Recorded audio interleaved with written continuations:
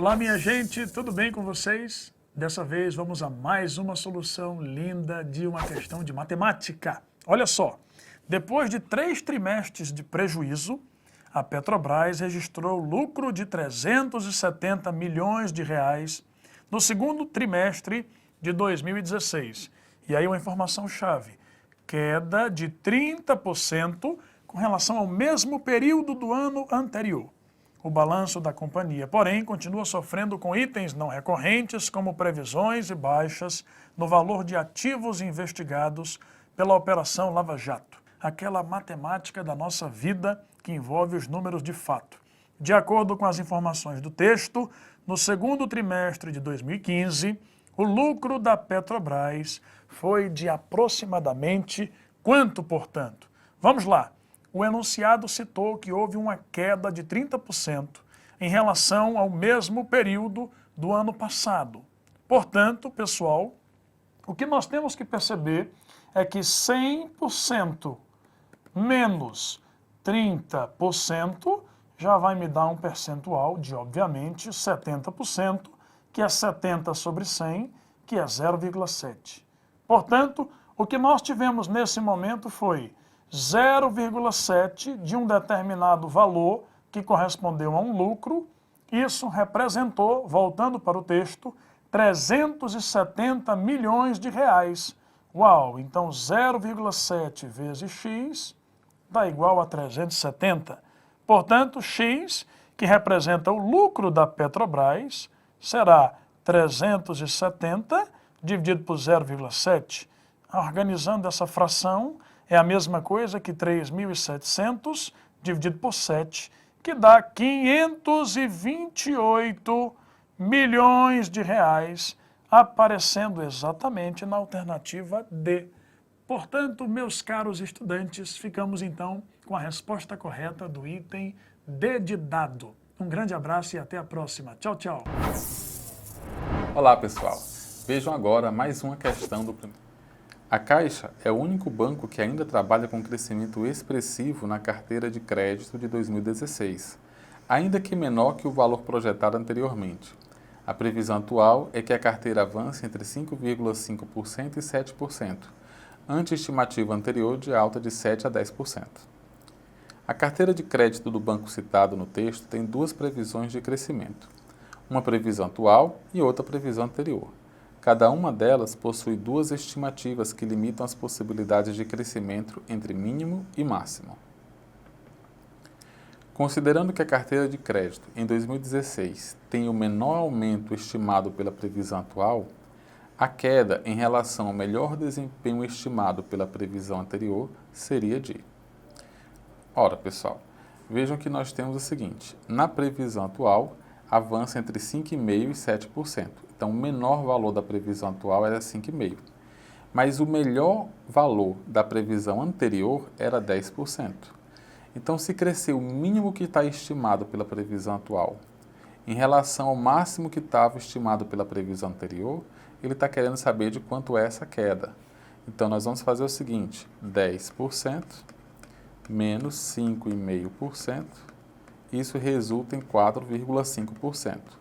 Mas nós queremos saber esses 4,5% representam que fração ou que porcentagem dos 10% na previsão inicial. Então, os 10% da previsão anterior é a nossa referência para 100%. E os 4,5% de queda vai corresponder à queda percentual relativa, que é o que nós queremos obter. Então, esse valor vai ser 4,5 vezes 100% dividido por 10. Ou seja, isso resulta em 45%. É claro, porque 4,5% representa 45% de 10. Portanto, a alternativa correta é a letra D. Olá, pessoal, mais uma vez juntos aqui para a resolução de uma linda questão de matemática que envolve aquela matemática gostosa do nosso dia a dia.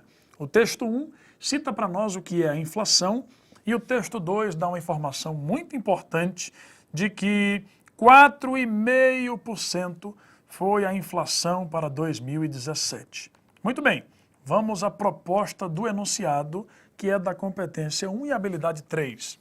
Considerando o valor da taxa de inflação prevista para 2017, é possível estimar que uma pessoa que compre uma casa em 1º de janeiro de 2017 por R$500 mil e a revenda em 31 de dezembro de 2017 por R$650 mil, terá lucro real de quanto?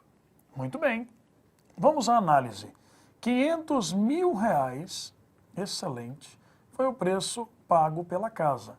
No entanto, ao longo do ano, esse dinheiro vai desvalorizando por causa da inflação. No final, corrigido, ele precisa de um acréscimo de 4,5%. 500 mil mais 4,5 sobre 100, que é 4,5%. De 500 mil, uau, prof, quanto dará 4,5% de R$500 mil? Nós teremos exatamente R$22.500. Então, se no início do ano ele pagou R$500 mil e a inflação foi de 4,5%, de fato, ao final do ano, o valor real dessa casa é de R$522.500. Ótimo! Se a venda foi de 650 mil, nós teremos então um lucro, que eu chamarei de L, igual a 650 mil menos o valor real com o qual ela se transformou, 522.500. Fazendo a continha, nós vamos obter R$127.500 de lucro. Foi um ótimo negócio, portanto, ficamos aqui com a alternativa B, que é para nós a opção adequada, item B de bola, minha gente. Um grande abraço e até a próxima. Tchau, tchau! Olá pessoal, vamos dar continuidade à resolução do primeiro simulado SAS de 2017. Você é um cara legal? Eu acho. Muito legal, pouco legal, medianamente legal? Muito legal. Em porcentagem, 83% legal. Dos 17% de não legal, quantos por cento é muito não legal? Considerando que a resposta à pergunta do último quadrinho foi 50%, qual a porcentagem total representa o ratinho ser muito não legal? Ora, então nós temos que calcular 50% de 17%. Isso é a metade de 17%, ou seja, 17% dividido por 2, que é a mesma coisa que 8,5% que a gente encontra na alternativa A. Olá pessoal, nos países de língua inglesa tem-se dois sistemas concorrentes. Um é o US Customary System of Units, utilizado nos Estados Unidos e em seus territórios. O outro é o British Imperial System, empregado pela Grã-Bretanha, seus territórios e ex-colônias. Os nomes das unidades e as relações entre eles são, geralmente, os mesmos em ambos os sistemas, mas os tamanhos das unidades diferem por vezes consideravelmente. Para líquidos ou capacidade líquida, a unidade base é o gallon, que é dividido em 4 quarts, 8 pints ou 32 joules. O galão norte-americano, ou wine gallon, tem 231 polegadas cúbicas. Já o British Imperial Gallon é igual a X polegadas cúbicas. As unidades britânicas de capacidade líquida são cerca de 20% maiores do que as suas correspondentes americanas. De acordo com o texto, o valor de X polegadas cúbicas do British Imperial Gallon é cerca de... Ora, pessoal, nós temos que pegar a referência americana, que é 231 polegadas, e aumentar 20%. Para aumentar 20%, você pode multiplicar por 120%. 120, que é 20% a mais de 100. Ou seja, 231 vezes 1,2, o que resulta em 277,2, alternativa da letra D. Caros estudantes, convido-os agora mesmo à resolução de uma maravilhosa questão de matemática. Olha só, José e sua esposa foram jantar fora para comemorar o seu 20º aniversário de casamento. Sendo uma data muito especial, escolheram o melhor restaurante da orla marítima de sua cidade. Ao pedir a conta, José verificou que o valor era de R$ 440, sendo a taxa de serviço de 10% já inclusa nesse valor. Qual o preço do jantar sem a taxa de serviço? Digamos que o valor X seja o valor procurado, o valor do jantar, puro e seco, sem o serviço. No entanto, acrescentou-se o valor de 10% de X. Portanto, X mais 10% de X me deu um valor, R$440. Uau, caro jantar. X, 10% é 10 sobre 100. Portanto, X mais 10 sobre 100, X dá igual a 440. E aí, X mais 0,1, X é 440.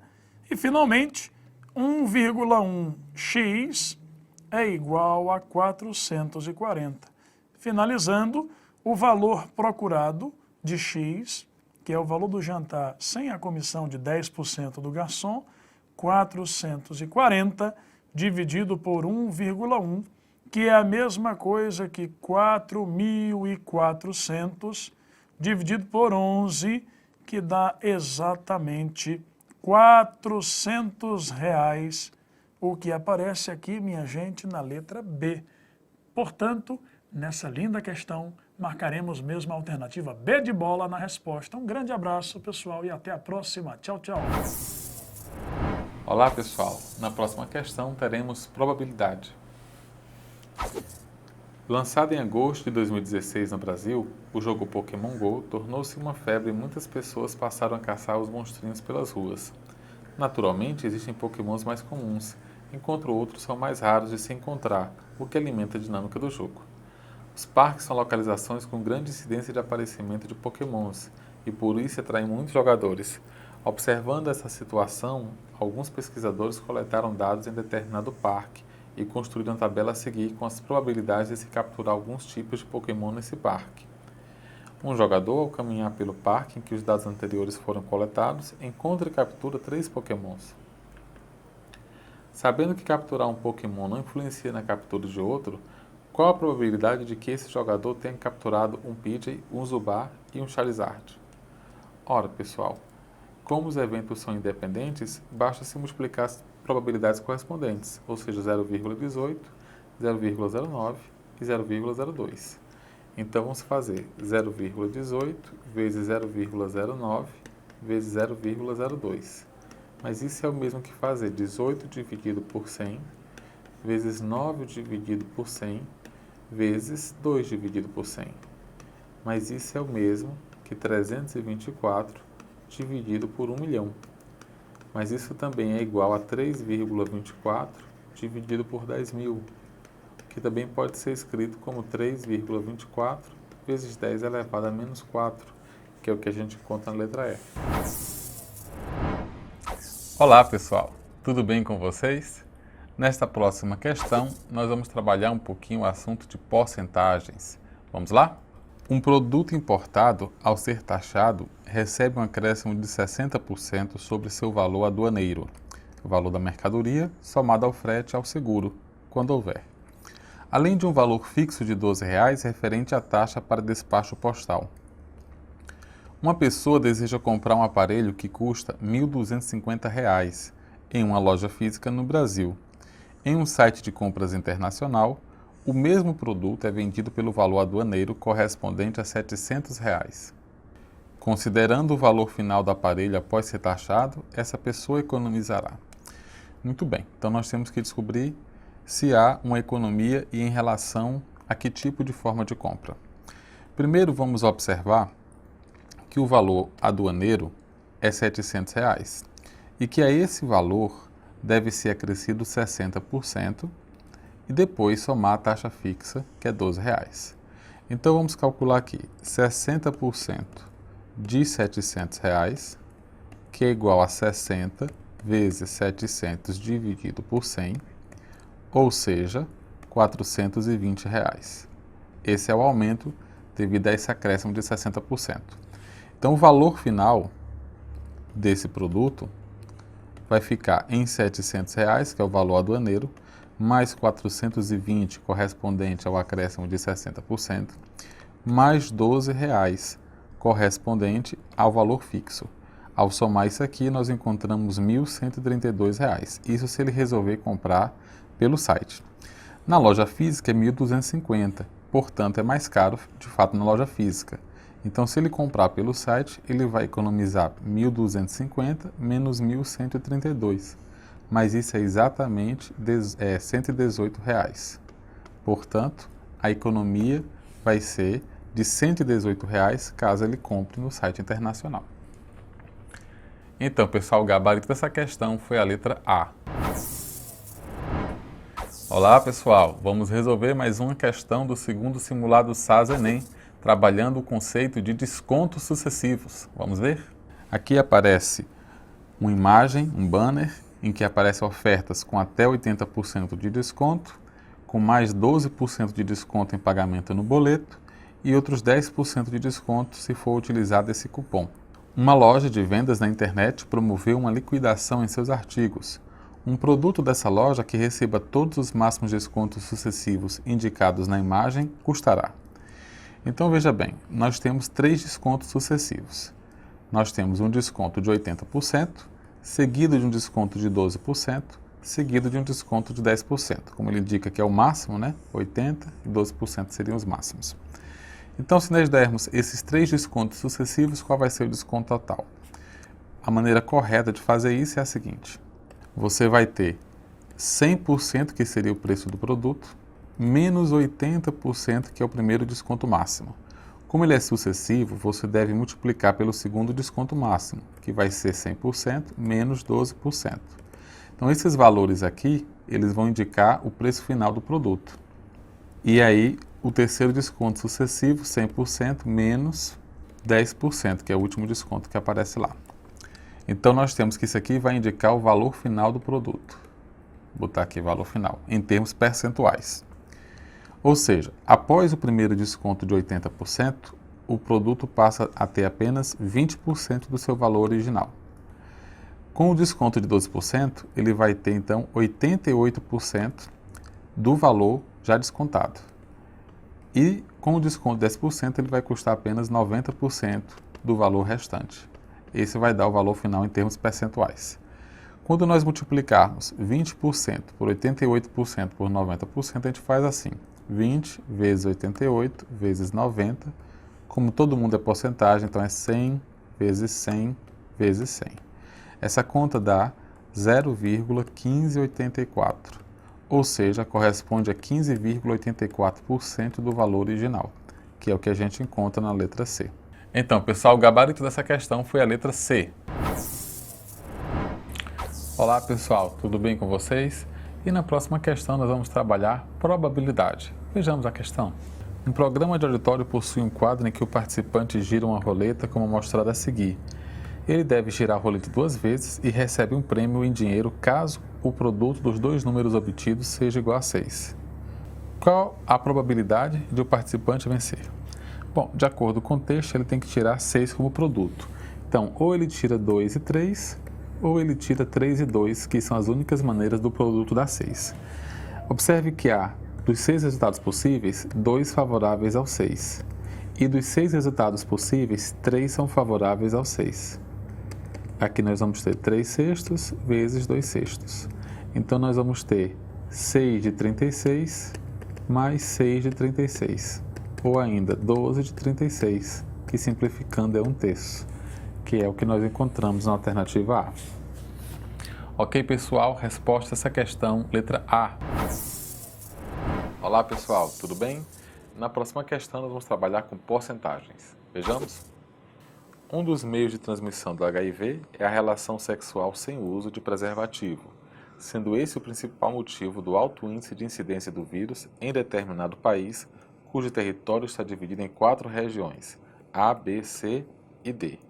Constatou-se que nesse país a população portadora do HIV é de 135 mil pessoas, as quais estão distribuídas da seguinte maneira: 48% na região A, 20% na região B, 18% na região C e 14% estão na região D. O número total de contaminados das regiões A e C é... Bom, então nós vamos pegar 48% da região A mais 18% da região C. Isso em relação ao total, que é de 135 mil. Então, nós vamos encontrar 48 mais 18, que dá 66% de 135 mil. Ora, isso é igual a 66 vezes 135 mil dividido para 100. E isso equivale a 89.100 pessoas, que é o que a gente encontra no item D. Então, pessoal, o gabarito dessa questão foi a letra D de dado. Olá, pessoal, tudo bem? Na próxima questão, nós temos um problema envolvendo probabilidade. Vamos lá? Em certo show de TV, o apresentador solicita a participação de alguém da plateia. Na frente do participante é colocada uma urna contendo 3 bolas de cores diferentes, mas idênticas em todas as demais características. O participante é vendado e em seguida retira uma bola da urna que tem sua cor registrada. Logo após, a bola é devolvida à urna e esse procedimento é repetido mais 4 vezes. Ao fim das 5 retiradas, se cada uma das 3 cores tiver ocorrido ao menos uma vez, o participante ganha um prêmio. Nessas condições, a probabilidade de o participante conquistar o prêmio é expressa por... Aí nós temos aqui as alternativas. Bom, em um problema que envolve probabilidade, é importante destacar o espaço amostral. Então vamos determinar aqui o número de elementos do nosso espaço amostral, que eu vou representar aqui pela letra U. Ora, na primeira retirada há 3 possibilidades, porque há 3 cores possíveis. Na segunda retirada, na terceira, na quarta e na quinta também. Ou seja, o nosso espaço amostral ele é constituído de 3 elevado a 5 possibilidades, que nós vamos considerar aqui equiprováveis.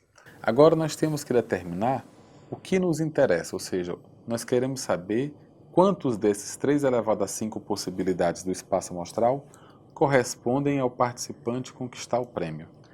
Para ele conquistar o prêmio, de acordo com o texto, é necessário que cada uma das 3 cores ocorra ao menos uma vez. Então, não precisa ocorrer em todas as retiradas, mas em alguma retirada tem que acontecer alguma cor. Ou seja, o que é que não pode? Não pode ter apenas 2 cores ou apenas uma cor. Então vamos calcular o seguinte. Vamos determinar o conjunto A, o conjunto das possibilidades em que a primeira cor não aparece. Vamos chamar assim, já que são 3 cores, né? A primeira cor não aparece. Em quantos casos a primeira cor não aparece em nenhuma das retiradas? Então o número de elementos do conjunto A vai ser 2, porque só vai ter 2 cores, já que a primeira cor não aparece, vezes 2, 5 vezes. 2 elevado a 5. Então, em 2 elevado a 5 casos, a primeira cor não aparece. Vamos determinar o conjunto B como sendo o conjunto das possibilidades em que a segunda cor não aparece. Também, o número de elementos de B é igual ao número de elementos de A, 2 elevado a 5. E em C, o conjunto das possibilidades em que a terceira cor não aparece. Nós sabemos que o número de elementos de C é 2 elevado a 5 também. Muito bem, o que nós queremos determinar é que ao menos uma cor, cada cor apareça pelo menos uma vez. Então, o que nos interessa é todos os casos, que é o espaço amostral, menos a união dos casos em que a primeira cor não aparece, ou a segunda cor não aparece, ou a terceira cor não aparece. Nós queremos determinar isso aqui. Isso nos diz em quantas das 3 elevado a 5 possibilidades o participante ganha o prêmio. E para calcular essa probabilidade, você divide isso pelo número de elementos do espaço amostral. Essa é a probabilidade do nosso evento. Então esse numerador indica quantos casos são favoráveis a ele ganhar o prêmio e o denominador indica o total de possibilidades, ou seja, o espaço amostral, o número de elementos do espaço amostral. E quanto é o número de elementos de A, união B, união C? É o número de elementos de A, mais o número de elementos de B, mais o número de elementos de C, menos o número de elementos de A interseção B, de A interseção C e de B interseção C, e mais o número de elementos de A interseção B interseção C. Repare que esses casos aqui nós já consideramos, são 2 elevado a 5, e a interseção B representaria o quê? Representaria não aparecer nem a primeira cor e nem aparecer a segunda cor. Ora, só tem um jeito, se aparecer somente a terceira cor. Só há um caso em que aparece apenas a terceira cor.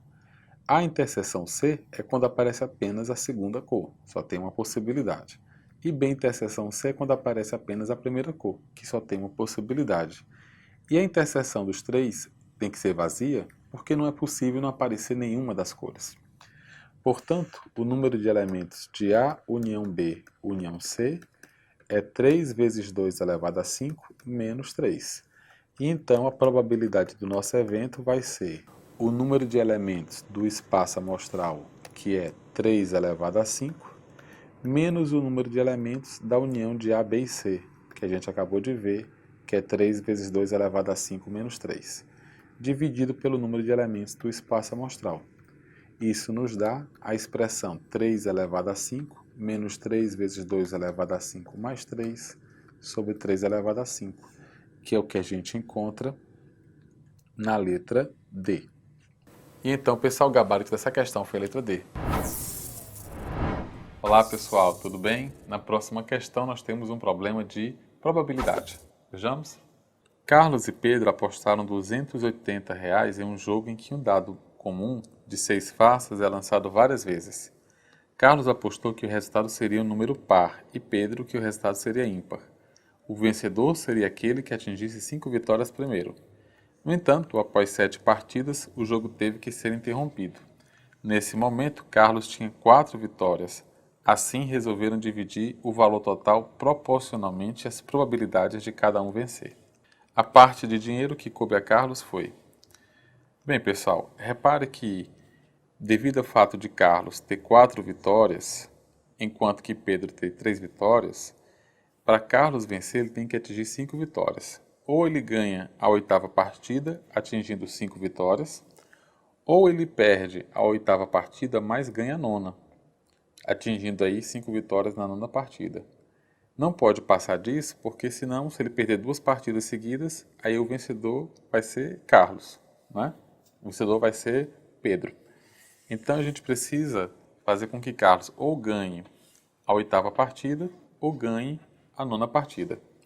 Então, vai ser a 8ª partida, ele ganhar a 8ª partida, ou perder a 8ª partida e ganhar a 9ª partida.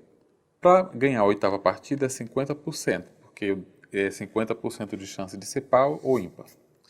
Para perder a 8ª partida também é 50% e ganhar a 9ª partida também é 50%.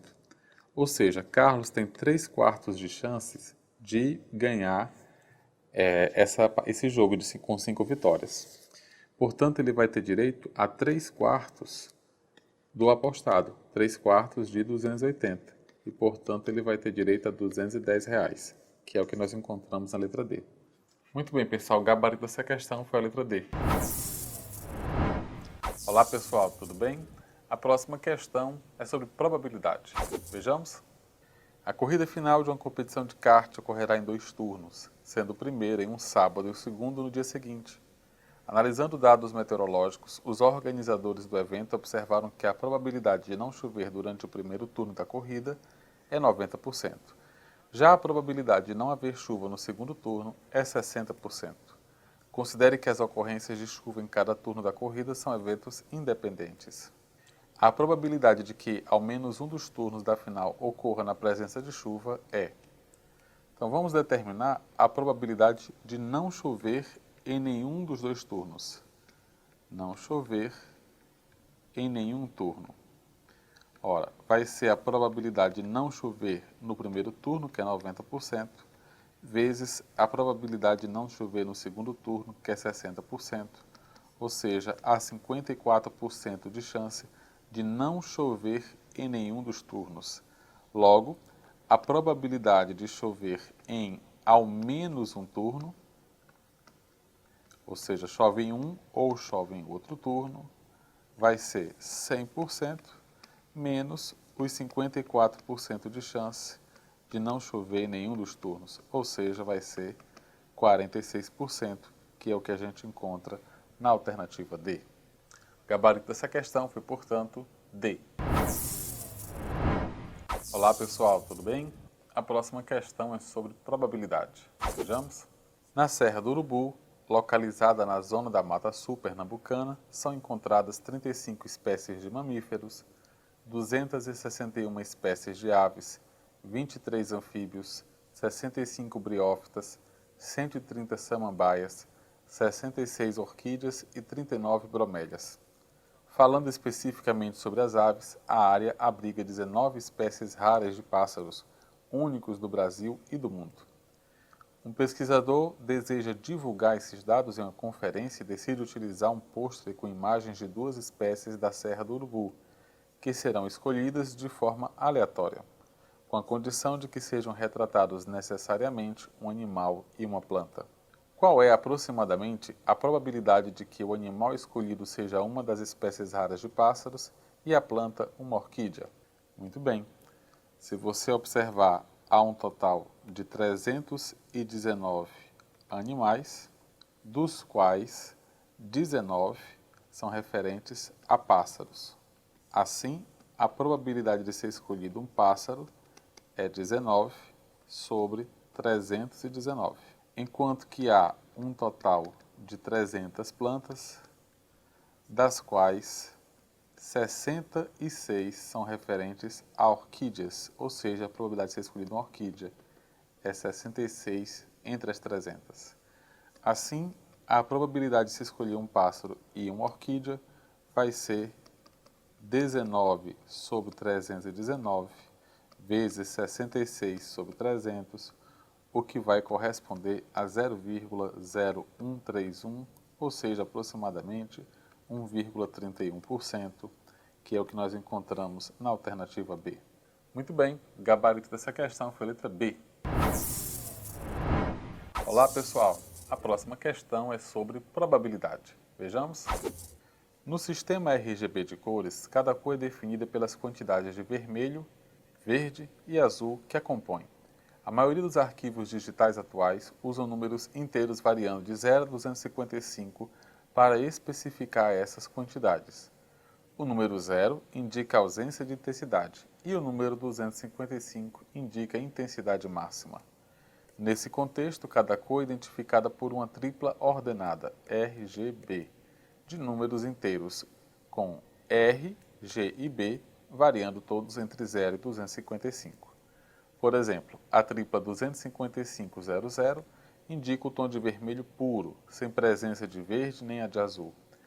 Quando as tonalidades de vermelho, verde e azul são todas iguais, ou seja, quando tem o mesmo valor numérico, a cor final é um tom de cinza. Escolhendo ao acaso uma cor do sistema RGB, qual a probabilidade de que ela seja um tom de cinza?